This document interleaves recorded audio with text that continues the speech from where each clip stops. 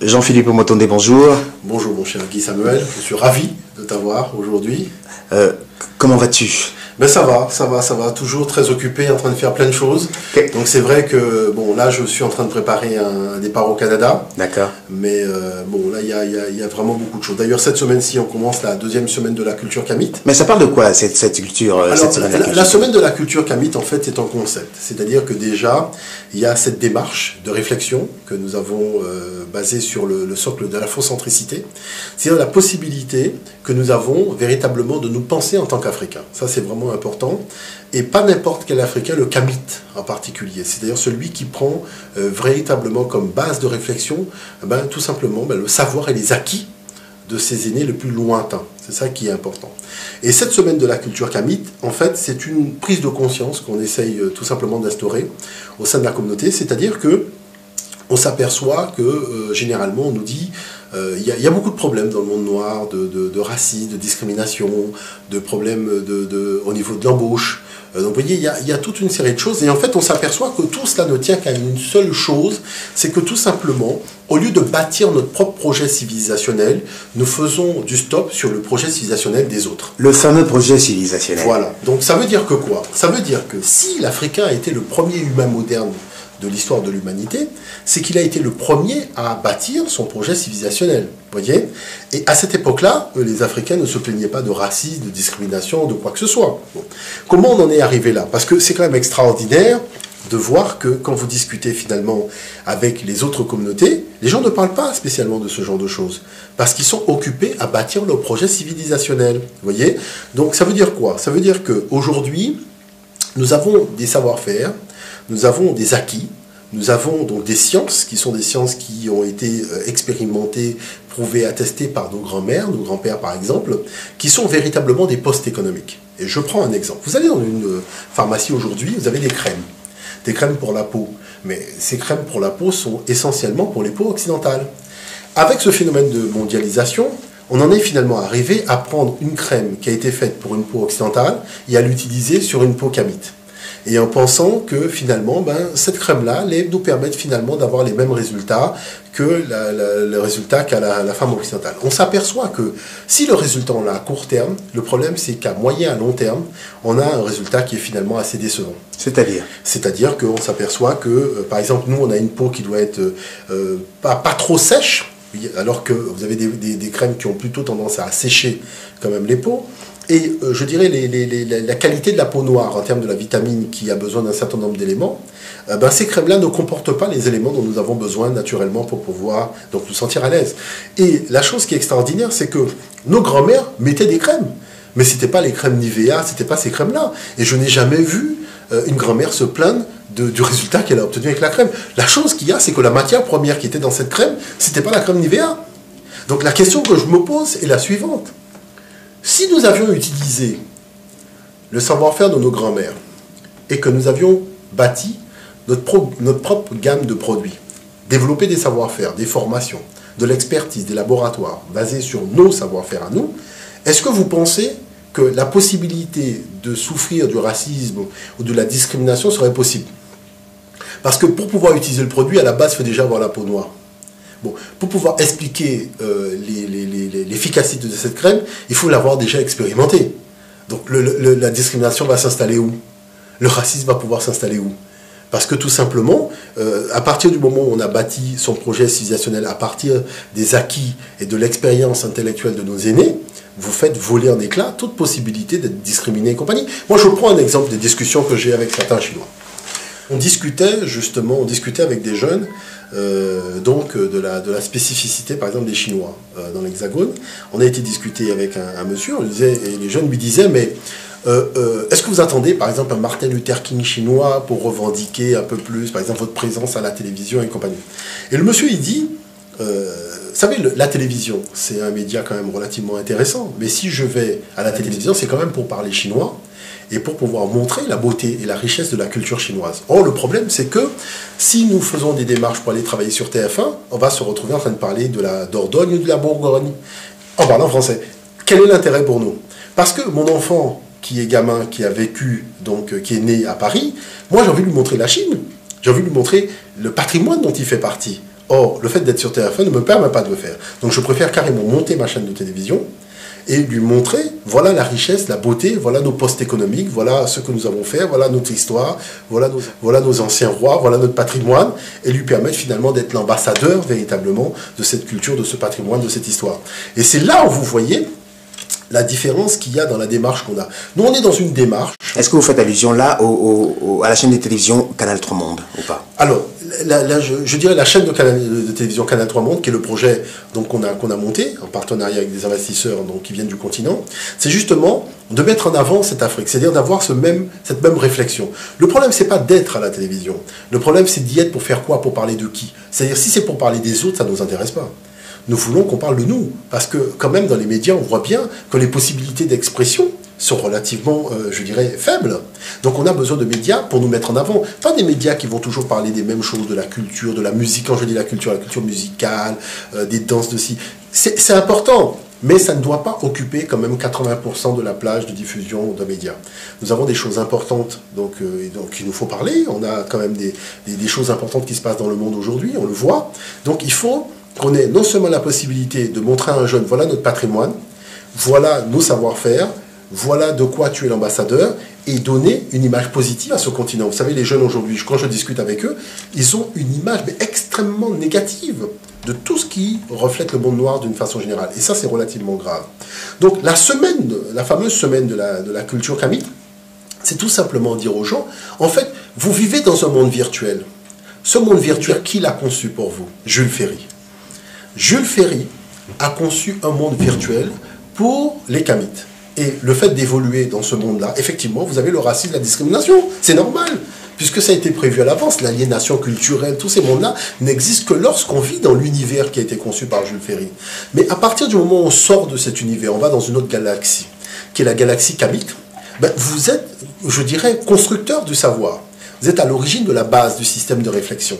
Et là, quand on est à l'origine de la base du système de réflexion, on se dit, mais c'est quand même extraordinaire de voir que ma grand-mère utilisait une crème qu'elle faisait à partir de l'huile carapate. Comment j'en suis arrivé à utiliser l'univers? Parce que le Nivea ne correspond en rien, pour moi, en termes de poste économique.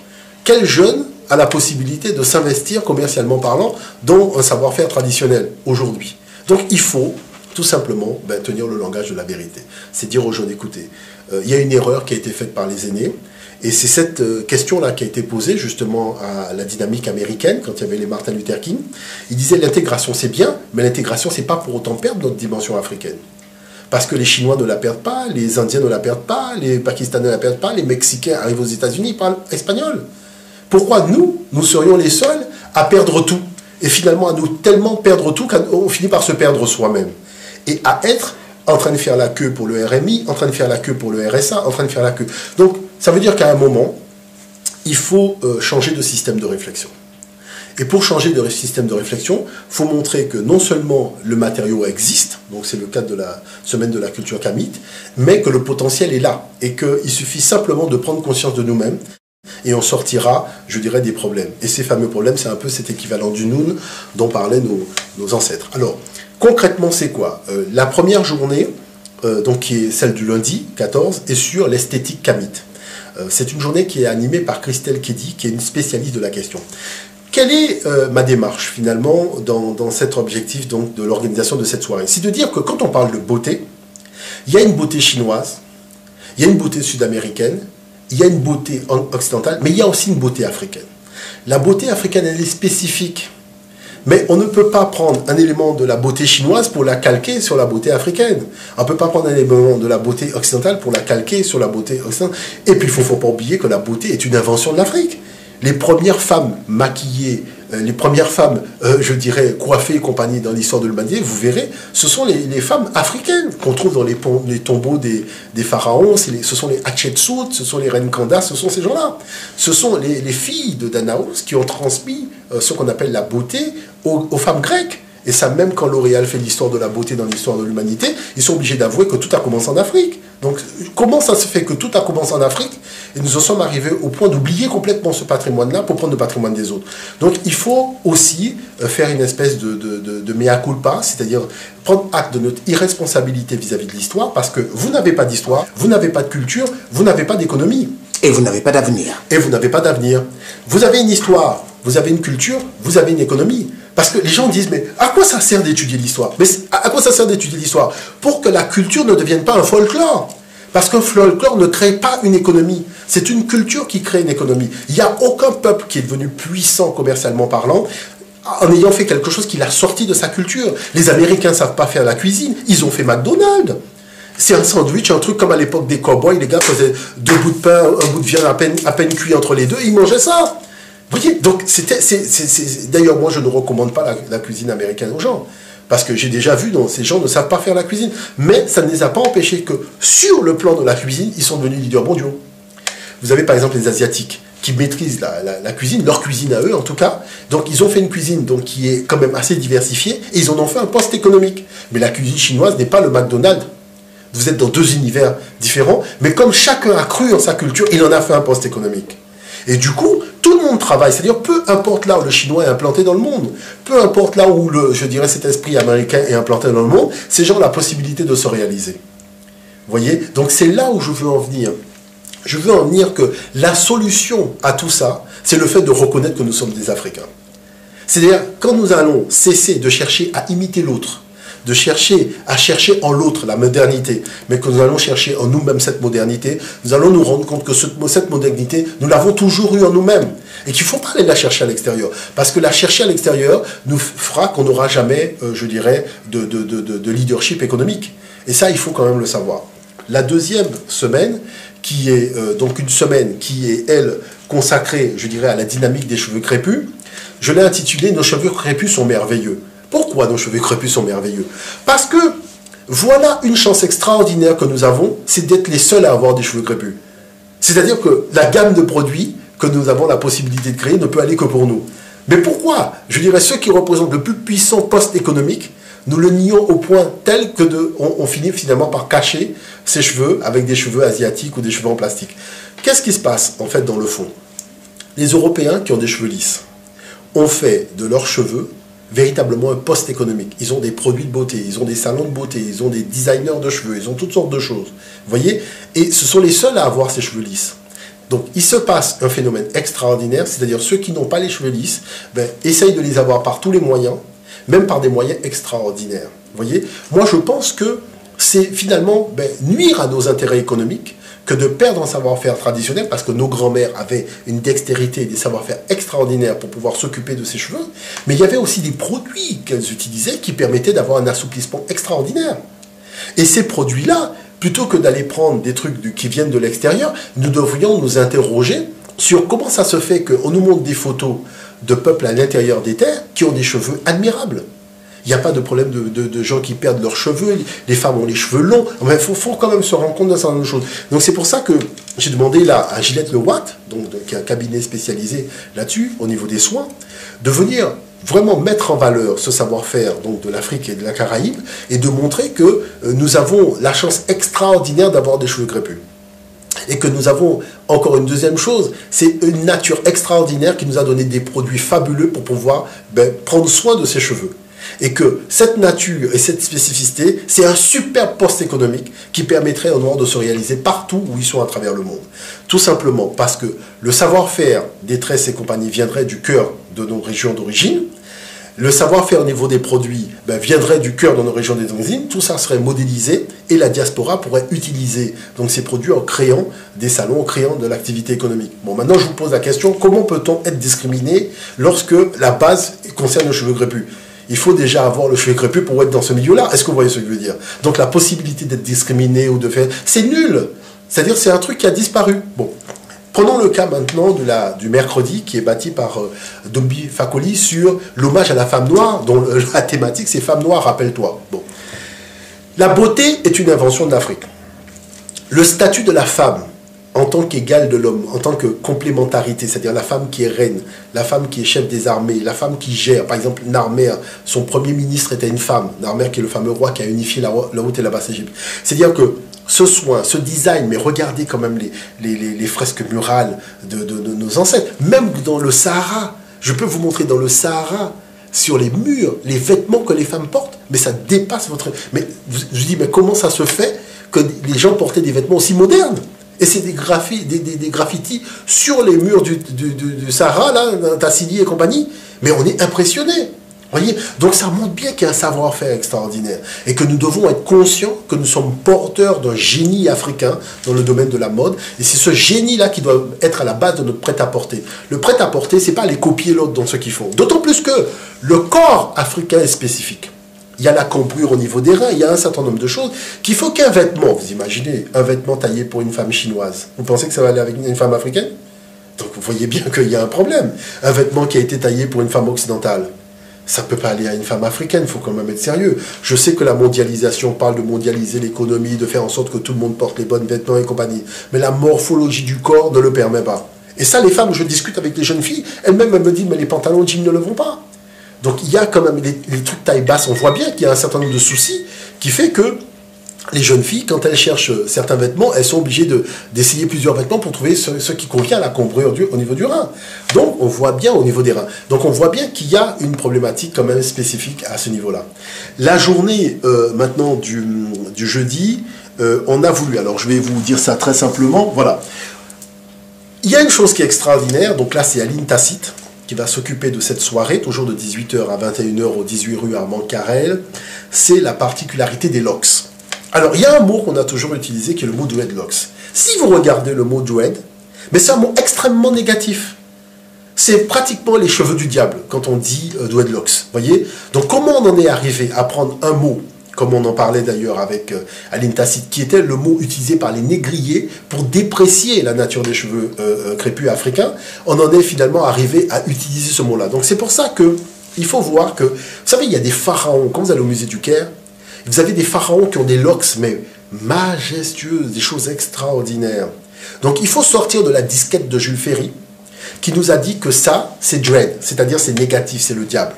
Il faut voir que c'est une coiffure princière, mais qui requiert des soins particuliers et un savoir-faire particulier. Et c'est de cela dont nous allons parler véritablement le jeudi 17 et le vendredi 18. Le rendez-vous sera avec Aïssata Tonkara, donc du magasin Ethnic Concept à Châtelet-Les-Halles, qui, elle, va parler justement des arômes et des senteurs kamites. C'est-à-dire que les femmes avaient des parfums, avaient des senteurs particulières, vous voyez, toutes ces choses-là qui permettaient justement d'énergétiser positivement l'aura d'un individu. Avec naturellement la magie des turbans, parce que nouer un turban, ça requiert quand même un certain savoir-faire. Il y a des petits secrets qu'on ignore des fois, et c'est bien d'avoir quand même le point de vue d'une professionnelle qui va expliquer comment ça se passe. Donc tous ces ateliers se terminent par des travaux pratiques qui permettent aux femmes finalement de voir comment les choses fonctionnent et de découvrir des secrets qu'elles ne connaissaient pas. Donc vous voyez, qu'est-ce que je veux dire par là? Je veux dire par là que, en fait, toute la base d'une économie qui permet à un peuple d'exister, nous l'avons dans le cadre de cette semaine tamique, si on prend que la thématique, par exemple, de la beauté. On aura l'occasion de faire, par exemple, des semaines de la culture tamite sur l'éducation. On changera de thème. Mais en tout cas, sur cette dimension de la beauté, nous voulons simplement lancer comme message aux jeunes générations. Voilà le fond de la réalité. Si nous sortons de la disquette de Jules Ferry, qui nous dit, voilà, que nous sommes métissés, nous sommes, enfin, un brouillard extraordinaire, auquel personne n'y croit en réalité. D'accord? Parce que je tiens quand même à rappeler que moi, quand je voyage à travers le monde, je vois les ordinateurs qui parlent toutes les langues de la planète. Il y a des ordinateurs où on peut écrire en arabe, des ordinateurs où on peut écrire en japonais, des ordinateurs où on peut écrire en chinois, on peut écrire en anglais, on peut écrire en allemand, on peut écrire en espagnol, on peut écrire en portugais, mais où sont les ordinateurs qui nous permettent d'écrire les langues africaines? Voilà la réalité. Parce que la technicité aussi doit être colonisée. C'est-à-dire il faut que nous ayons aussi une démarche de colonisation de la technicité. Le chinois, quand il prend quelque chose, il colonise à la sauce chinoise. Donc il faut aussi qu'on ait cet esprit de colonisation pour faciliter l'appropriation aussi de la chose. Pour faire en sorte que cette chose-là ne soit pas vue comme la chose de l'autre, mais que ça fasse partie véritablement de notre environnement. Surtout qu'on a été à la base des mathématiques, et les matériaux qu'il y a dans l'ordinateur, on sait très bien que les matériaux viennent de chez nous. Bon. Donc, ça veut dire que la formation s'entend par une technicité et une culture. 50% de technicité, 50% de culture. Si nous prenons 50% de la technicité, nous mettons notre culture, nous avons la possibilité de faire émerger véritablement un monde kamite. Alors, si j'avais un message à dire aux jeunes, finalement, qu'est-ce que je dirais? Je dirais que la possibilité d'exister en dehors de ce que l'on est, c'est une impossibilité mathématique. La première de toutes les connaissances est la connaissance de soi-même, c'est-à-dire de son génie intellectuel, de son génie culturel, de son génie scientifique. C'est à partir de là qu'on a les piliers, véritablement, de son essor économique. Moi, je prends un exemple simple. Un jeune Chinois qui va étudier à Oxford, il sait qu'il y a 50% de technicité, 50% de culture. Donc, quand il arrive en Chine, après avoir étudié, il va prendre des 50% de technicité qui va acclimater avec 50% de culture chinoise. C'est-à-dire que les documents vont être traduits en chinois, il va s'habiller en chinois, il va prier un dieu chinois, et véritablement, il va acclimater, c'est-à-dire coloniser les connaissances qu'il a acquises à Oxford, de manière à faire avancer le projet civilisationnel chinois. Un jeune arabe qui a étudié à Oxford va avoir la même démarche. Quand il a quitté Oxford, il revient dans son pays, Abu Dhabi ou Dubaï, ben, il parlera arabe, il va s'habiller dans les tenues arabes locales, il va véritablement magnifier cette culture, mais il va utiliser la technicité qu'il a acquise pour faire avancer le projet civilisationnel de la région où il est. Qu'est-ce qui se passe avec donc, le jeune noir, malheureusement aujourd'hui? C'est que quand il quitte Oxford, il fait les magasins, il veut acheter les chemises, les pantalons, les chaussures et compagnie. Et quand il revient, il faut montrer à tout le monde qu'il a la chemise d'Oxford, qu'il a la montre d'Oxford et la paire de chaussures d'Oxford. Le problème, c'est qu'au lieu d'utiliser la technicité d'Oxford pour pouvoir faire des chemises chez lui, faire des paires de chaussures, à partir du savoir-faire ancestral qu'il avait, hein, qui sort de la disquette de Jules Ferry, qui lui fait croire que les gens marchaient pieds nus, les gens avaient des paires de chaussures, il suffit d'aller dans les musées. Eh bien, qu'est-ce qui se passe? Il va vouloir acheter une paire de chaussures d'Oxford, quitte à la commander par Internet, plutôt que d'utiliser le savoir-faire local, vu qu'il a la technicité, de manière à créer un poste économique à partir d'un savoir-faire, un background culturel qu'il a, pour faire en sorte que dorénavant, on puisse créer une alternative, c'est-à-dire un choix nouveau dans la gamme des paires de chaussures qui seront mises à disposition à travers le monde, c'est-à-dire développer un savoir-faire qu'il avait de par sa tradition et moderniser ce savoir-faire pour en faire un poste économique. Voilà le fond du problème. Le fond du problème est relativement simple. Tout autant qu'on fonctionnera en faisant du stop sur le projet civilisationnel des autres, nous aurons plein de problèmes, parce que les autres vont toujours nous mettre à un endroit extrêmement négatif. À partir du moment où nous prenons le temps d'œuvrer pour notre projet civilisationnel, il y a plein de choses qui vont disparaître. C'est-à-dire, beaucoup de choses vont totalement disparaître. Tous ces problèmes de discrimination, de racisme et compagnie, ça va totalement disparaître, tout simplement parce qu'on aura un projet. Sans projet, vous n'existez pas. Et je vais vous dire le plus grand de tous les secrets. Pour avoir un projet civilisationnel, il faut avoir une vision spécifique du divin. Ce n'est pas en priant les dieux extra-africains que vous donnez la chance de comprendre quelle est la nature du projet civilisationnel africain. L'Afrique a été initiatrice dans le domaine de la religion, dans le domaine du sacré, dans le domaine de la tradition spirituelle. Il faut étudier, retourner, je dirais, réouvrir les livres pour pouvoir comprendre comment nos ancêtres fonctionnaient à l'époque où ils avaient leur propre projet civilisationnel. Moi, je vous prends un exemple. Quand nous disons Kamit, Kamit est un mot qui correspond à l'univers civilisationnel de nos ancêtres. Mais aujourd'hui, vous allez dire africain. Mais africain, ça vient des Romains. Ça vient des Arabes. Est-ce que vous voyez ce que je veux dire? C'est-à-dire les termes que vous allez utiliser. Nègre, noir. Nègre, noir, tous ces termes-là ne viennent pas du projet civilisationnel africain. C'est-à-dire du projet civilisationnel Kamit. Du projet civilisationnel des Hanou, des Remetou, des Bantous d'autrefois. Parce que eux, ils avaient une terminologie qui correspondait à leur projet civilisationnel. Il y avait... Quand les Indiens ont quitté l'Amérique du Sud pour venir aux Antilles, ils avaient leur projet civilisationnel. C'est pour ça que vous avez des Karukera, des Madinina. C'est-à-dire les noms correspondent à un univers civilisationnel et à un projet. Vous voulez dire que tout à l'heure, quand je vous ai dit bonjour Jean-Philippe, j'aurais plutôt dû vous dire Hotep, Jean-Philippe. Voilà. Hotep, ça correspond à notre univers civilisationnel, à notre projet civilisationnel. Vous voyagez à travers le monde, il y en a qui vous disent shalom, d'autres vous disent salam alaikum, enfin chacun a la façon de faire. Mais nous ne pouvons pas prendre la façon de faire de quelqu'un d'autre et faire comme si nos ancêtres n'en avaient pas. C'est ça le fond du truc. Parce que quand on fait ça, on nuit à sa possibilité de pouvoir se créer une base économique pour pouvoir émerger. Culture, voyez, l'histoire forte permet d'avoir une culture forte, permet d'avoir une économie forte. À partir du moment où vous n'êtes pas convaincu de la puissance de votre histoire, vous allez transformer votre culture en folklore. Donc le folklore, c'est quoi? C'est le fait de prendre une feuille de papier, de demander une subvention à la mairie ou au conseil général pour faire une activité. Vous voyez ce que je veux dire? C'est ça le folklore, parce que vous êtes là pour amuser la galerie. Mais de ça, il n'y aura pas de poste économique qui sera créé. La culture, les Américains ne savent pas faire la cuisine. Ils font McDonald's. C'est voilà comment ils transforment un élément culturel qui est pourtant une déficience chez eux en un immense poste économique mondial. Vous voyez? Le tout, c'est pas d'avoir une culture forte ou une culture faible. Le tout, c'est de croire en sa culture. Et parce qu'on croit en sa culture, on aura une économie. Voilà clairement le fond de la chose. Tout le reste n'est que plaisanterie. Et ça, vous allez demander à une mère. Mais quand vous parlez de l'histoire des Noirs à vos enfants, vous parlez de quoi? Je leur mets du coupé-décalé et du zouk, et je leur montre 2-3 pas de danse. Vous voyez l'affaire? Et ce que je vous dis là, c'est des choses que j'ai lues dans les magazines, hein, ce n'est pas des choses que j'ai inventées. Hein. C'est-à-dire, on demande à une maman, hein, la télévision française, les médias français, elle demande à une maman, mais sur le plan de la culture, qu'est-ce que vous transmettez à l'enfant au niveau de l'histoire?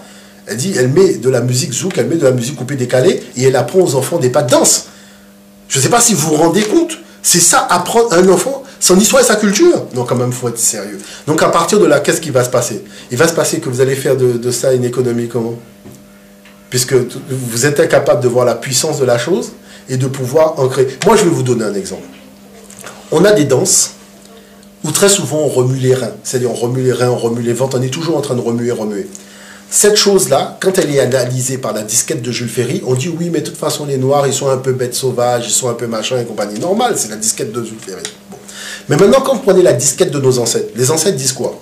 Les ancêtres disent que la région où la vie naît, c'est au niveau du bas-ventre. C'est la région de la naissance de la vie. Le fait de remuer dans le sens donc de la rotation des planètes et de l'univers, ça fait que on célèbre le lieu de la naissance de la vie. Et c'est une immense célébration du lieu de la naissance de la vie qui fait que les Noirs, quand ils dansent, ils remuent les reins comme ça. Est-ce que vous voyez? Donc vous voyez que vous êtes à deux analyses diamétralement opposées. Donc quand vous avez pris conscience de la portée de la chose, ça vous permet, quand vous faites maintenant des cours, d'enseigner quelque chose qui repose sur une culture, pas sur un folklore. Donc à partir de là, vous prenez conscience que vous êtes garant d'un savoir et d'une tradition qui repose sur une vision spirituelle de quelque chose. Donc ça veut dire que vous ne pouvez pas laisser à d'autres venir enseigner quelque chose qui repose alors qu'ils ne sont pas issus de cette tradition. Est-ce que vous comprenez ce que je veux dire par là? Donc ça veut dire que, tout simplement, on a des problèmes qui sont des problèmes, ce que je comprends, sociaux et tout ce que vous voulez. Mais ces problèmes-là, nous nous déplaçons avec un monde où ces problèmes ne sont qu'artificiels. C'est-à-dire qu'on nous a créé un monde qui en réalité n'existe pas. Quel est le monde qu'on nous a créé? On nous a créé un monde dans lequel les Noirs n'ont rien inventé, dans lequel les Égyptiens n'étaient pas noirs, dans lequel l'Afrique n'a rien apporté à la civilisation. Et on se déplace avec ce monde-là, et on pense que ce monde-là correspond à la réalité. Nous devons enlever ce monde et le remettre aux gens qui nous ont bâti un monde artificiel parce que ce monde n'existe pas. Et nous devons prendre le monde qu'avaient nos ancêtres, avec leur vision qu'ils avaient, qui est un monde beaucoup plus vaste, qui regroupe des disciplines et des domaines que les autres mondes ne peuvent même pas envisager. Comment faire pour avoir accès au projet civilisationnel Kamit? J'ai écrit un livre, qu'est-ce Kamit? C'est tout. Moi je dis, voilà, très simplement, voilà ma contribution. J'ai écrit un livre qui s'appelle Qu'est-ce qu'être Kamit? Où est-ce qu'on le trouve? Aux éditions Ménébuc. C'est tout simplement donner déjà une base de réflexion. Je ne suis pas rentré vraiment dans les détails parce que je sais qu'il faut susciter la réflexion. Après, on aura l'occasion véritablement de rentrer dans le fond. Mais cette base-là, c'est déjà les piliers, les fondamentaux sur lesquels on doit être d'accord. Vous voyez? Et on doit être d'accord sur quoi? On doit être d'accord sur une chose qui est très simple. Tout autant que nous allons utiliser nos énergies spirituelles, nos énergies physiques, nos énergies mentales, l'énergie de notre intelligence, pour pouvoir faire du stop sur le projet civilisationnel des autres, nous n'existerons pas. La seule condition qui fera qu'on existera, c'est lorsque nous allons tout simplement œuvrer pour mettre en marche notre projet civilisationnel. Voilà la clé. Il n'y a pas d'autre solution. C'est la seule solution. Et dans ce projet civilisationnel, moi je vous garantis que c'est la dernière fois qu'on mettra un produit chimique pour faire de la conservation dans un jus. Parce que si j'avais dit à ma grand-mère que pour conserver un jus de fruits, on était capable de mettre du produit chimique E280 ou je sais pas quoi pour mettre dans le jus pour le conserver, ma grand-mère m'aurait giflé. Vous voyez ce que je veux dire? C'est-à-dire que ce n'est pas possible d'envisager de faire une telle chose. Nous avions des méthodes de conservation des jus de fruits qui étaient des méthodes totalement naturelles. Et nous savons le faire jusqu'à aujourd'hui. Donc ça veut dire que ce que va nous présenter Ethnic Concept. Moi je dis que nous avons la possibilité de développer des jus de fruits dans lesquels il n'y a pas de conservateur chimique. Parce que nos grands-mères savaient le faire. Nos grands-mères savaient même conserver de la viande. Des fois même sans réfrigérateur. Je peux vous montrer des images de l'intérieur de l'Afrique où il y avait des boucheries où on conservait la viande sans réfrigérateur. Et la viande ne pourrissait pas. Vous voyez ce que je veux dire? Donc ça veut dire que nous sommes porteurs de tradition et de savoir. Et que les gens qui nous font oublier ça, c'est tout simplement pour nous faire aller acheter des réfrigérateurs. Mais ils nous font acheter un réfrigérateur alors qu'ils ne mettent même pas une centrale pour faire l'électricité. Vous voyez, c'est le business pour le business. Il faut quand même être un peu sérieux. Je dis simplement que la modernité, elle vaut que si elle est bâtie sur nos traditions, c'est tout. Le reste, c'est du colonialisme et de l'aliénation culturelle. Jean-Philippe Omotunde, je vous remercie. Otep, mon très cher, à très bientôt. À très bientôt.